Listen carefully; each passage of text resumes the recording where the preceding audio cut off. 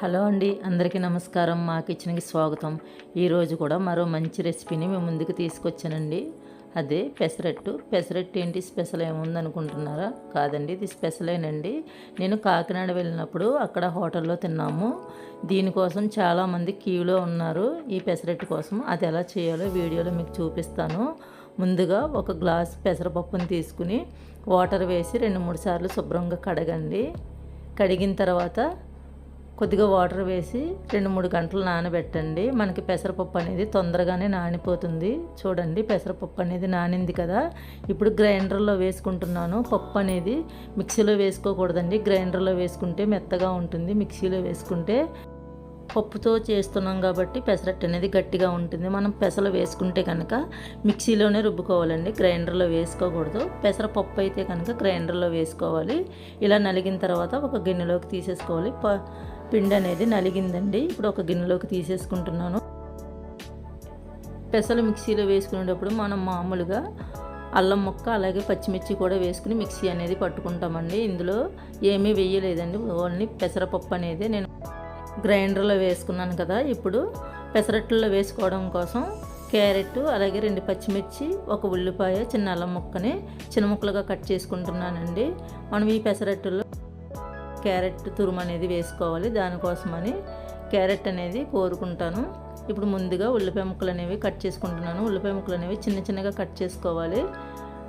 మనకు హోటల్లో అయితే ఉల్లిపాయ ముక్కలు, క్యారెట్, పచ్చిమిర్చి, అల్లం ఇవన్నీ ముక్కలు కట్ చేసిన తర్వాత కలిపేసి వేశారండి.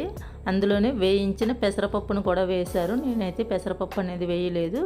ఇలా ఉల్లిపాయలు, పచ్చిమిరపకాయలు, క్యారెట్ అలాగే అల్లం కూడా చిన్న ముక్కలుగా కట్ చేసుకుని ఇవన్నీ వేసుకున్నాను. ఇది కాకినాడలో స్పెషల్ పెసరట్టు అండి. స్పెషల్గా చిట్టి చిట్టి పెసరట్లు వేశారండి. దాంతో గోధుమ రవ్వ ఉప్మా కూడా చేశారు. అలాగే కొబ్బరి చట్నీ కూడా వేశారు. పెసరట్టులో మనకు కొబ్బరి చట్నీ కానీ లేదంటే అల్లం చట్నీ కానీ బాగుంటుంది. కొబ్బరి చట్నీతో ఇచ్చారండి. ఇది చాలా స్పెషల్ అంట. మాకు అక్కడికి వెళ్ళిన తర్వాత తెలిసింది. టేస్ట్ అనేది చాలా బాగుంటుంది. మనం మామూలుగా అయితే పెసలతోనే పెసరట్లు అనేవి వేసుకుంటూ ఉంటాము, కానీ ఇలా ఒకసారి పెసరపప్పుతో చేసి చూడండి, చాలా బాగుంది. నేను మామూలుగా వెన్నపూస వేసి చేస్తానండి పెసరట్లు అనేవి, కాకపోతే ఇందులో నెయ్యి వేసి చేశాను. చాలా బాగుందండి. క్యారెట్ అది వేసుకున్నాం కదా, చాలా రుచిగా ఉన్నాయి పెసరట్లు అనేవి. పెసరపప్పుతో పెసర పునుకులు అనేవి చేస్తారు, కానీ పెసరట్లు అనేవి చాలామంది చెయ్యరండి. కానీ ఇలా చేస్తే చాలా బాగున్నాయి. ఒకసారి మీరు కూడా ట్రై చేయండి. ఇప్పుడు ముందుగా రుబ్బు పెట్టుకున్న పిండిలో సాల్ట్ అనేది వేసుకున్నాను. సరిపడగా సాల్ట్ వేసుకుని ఒకసారి బాగా కలిసేటట్టు కలుపుకుంటున్నాను. ఇప్పుడు స్టవ్ ఆన్ చేసి పెనం పెట్టుకుని దాని మీద వాటర్ చల్లుకున్న తర్వాత కొద్దిగా ఒక గరిటె పిండి వేసుకొని అది సమానంగా మనం పెసరట్టు ఎలా అయితే వేసుకుంటామో అలా వేసుకున్న తర్వాత అందులో జీలకర్ర, ఉల్లిపాయ ముక్కలు, పచ్చిమిర్చి ముక్కలు, అల్లం ముక్కలు అలాగే క్యారెట్ తురుము వేసుకున్నానండి. నేనైతే ఒక్కొక్కసారి వేసుకున్నాను. అలా కాకుండా హోటల్లో అయితే అన్నీ కలిపేసి ఒకేసారి వేసేస్తారండి. ఇప్పుడు కొద్దిగా ఆయిల్ వేసుకుని అలాగే నెయ్యి కూడా వేసుకుని కాల్చుకుంటున్నాను. ఇప్పుడు ఒకవైపు కాలింది కదా, ఇప్పుడు రెండో వైపు తిప్పుకున్నాను. పెసరట్టు కూడా నేను కొంచెం పెద్దగా వేసుకున్నానండి. మనకి హోటల్లో అయితే ఇంకా చిన్నగా వేశారు. చాలా బాగున్నాయి. వేడివేడిగా తింటే మాత్రం సూపర్గా ఉన్నాయి. మన మామూలుగా వేసుకునే పెసరట్టు కంటే కూడా చాలా బాగున్నాయి. ఇప్పుడు మిగిలి ఉన్న పిండిని కూడా ఇలాగే ముందు ఎలా అయితే వేసుకున్నామో అలాగే వేసుకుని దాని మీద కూడా నెయ్యి వేసుకుని కాల్చుకుంటున్నాను.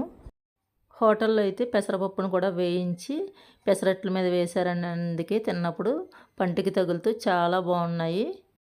మన ఛానల్లో పెసల బియ్యం నూక ఎలా తయారు చేయాలి, అలాగే పెసల బియ్యం నూకతో ఉప్మా అనేది ఎలా చేయాలో వీడియో పెట్టానండి. ఫుల్ వీడియో ఉంది. ఎవరికైనా కావాలంటే ఒకసారి వెళ్ళి చెక్ చేసుకోండి.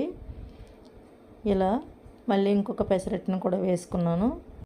ఈ పెసరట్లు వేసుకున్నప్పుడు గుర్తుంచుకోవాల్సింది ఏమిటి అంటే పెసరపప్పు వేసుకునేటప్పుడు గ్రైండర్లోనే వేసుకోండి, మిక్సీలో వేసుకోకండి. మిక్సీలో వేసుకుంటే గట్టిగా వస్తాయి, అలాగే గ్రైండర్లో వేసుకుంటే మెత్తగా ఉంటాయి. ఇప్పుడు రెండో పెసరట్టు కూడా కాలింది.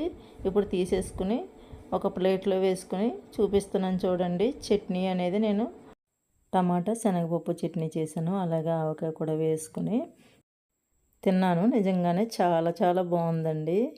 వీడియో నచ్చితే లైక్ చేయండి, షేర్ చేయండి. మరెన్నో మంచి మంచి వీడియోస్ కోసం మన ఛానల్ని సబ్స్క్రైబ్ చేసుకోండి.